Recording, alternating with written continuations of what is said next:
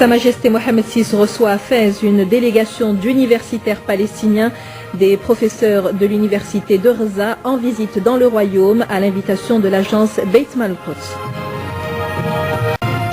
Madame, Monsieur, bonsoir. C'est à la mosquée Moulay Idriss Ier à Fès que Sa Majesté Mohamed VI a accompli aujourd'hui la prière du vendredi.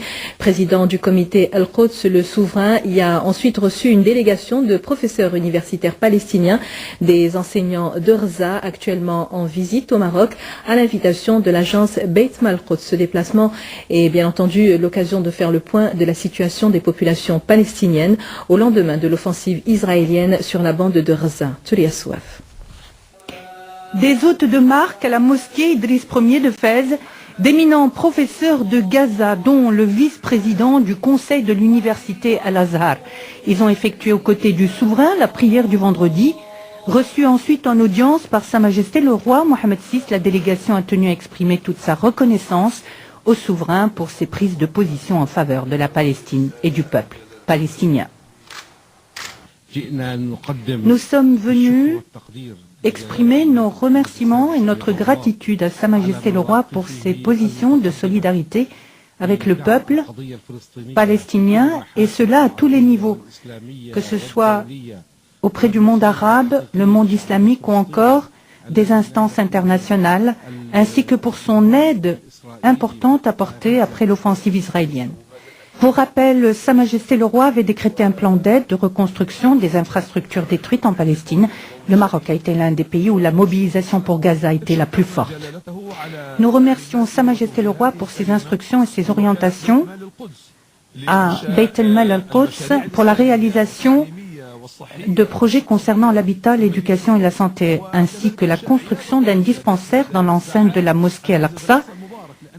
Lorsque des prêches ou des prières sont effectuées, il y a toujours des incidents et les blessés n'ont nulle part où aller. Alors cette initiative est un geste de grande générosité de la part de Sa Majesté. Le souverain président du comité Al-Quds a annoncé par ailleurs la reconstruction à ses propres frais de la faculté d'agronomie de l'université Al-Azhar. Un nouveau geste qui donne du relief à la solidarité du Maroc à l'égard du peuple palestinien. La délégation palestinienne a également pu rencontrer hier soir au siège du ministère des Affaires étrangères et de la coopération la commission chargée de l'organisation de l'aide humanitaire à la Palestine. Il a été question, là encore, des conditions difficiles du peuple palestinien et des actions de judaïsation qui menacent la ville d'Al-Quds. Les universitaires palestiniens ont à cet égard salué la position du Maroc devant les instances internationales ainsi que la mobilisation de toutes ces forces vives en faveur de la cause palestinienne. Khalid Nijdi et Shaib Hameti. Le docteur Youssef Salama est l'une des figures emblématiques de la Palestine. Sa voix est écoutée, son jugement respecté dans la sphère politique. Un charisme qui fait de lui un interlocuteur de poids dans la question d'Al-Quds et dans la dernière offensive militaire israélienne contre la bande de Raza. Les initiatives du Maroc sous l'impulsion de Sa Majesté le Roi se sont traduites notamment par l'envoi d'avions sanitaires et de médecins marocains à partir de l'Égypte jusqu'à Gaza. L'université Al-Azhar de Raza a été ouverte en 1991. Elle accueille aujourd'hui plus de 800 étudiants.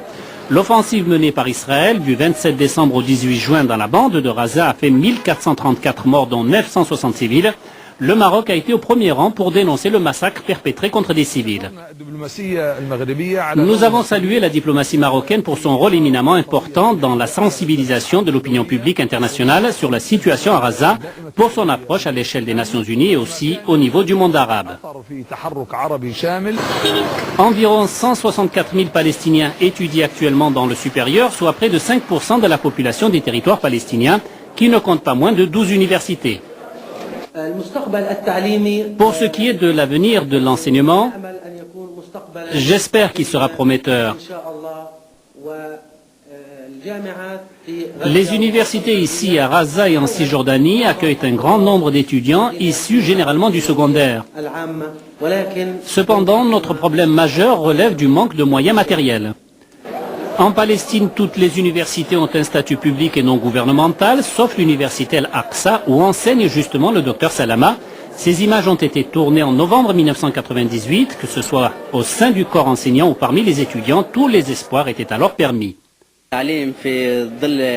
Pour ce qui est de l'enseignement dans les territoires autonomes, il existe une grande différence avec ce qui se pratiquait sous occupation israélienne par rapport à l'enseignement donné sous tutelle de l'autorité palestinienne.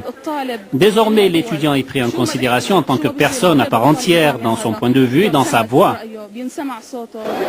C'était bien avant les graves dissensions interpalestiniennes consécutives à la prise du pouvoir par le Hamas dans la bande de Gaza en juin 2007.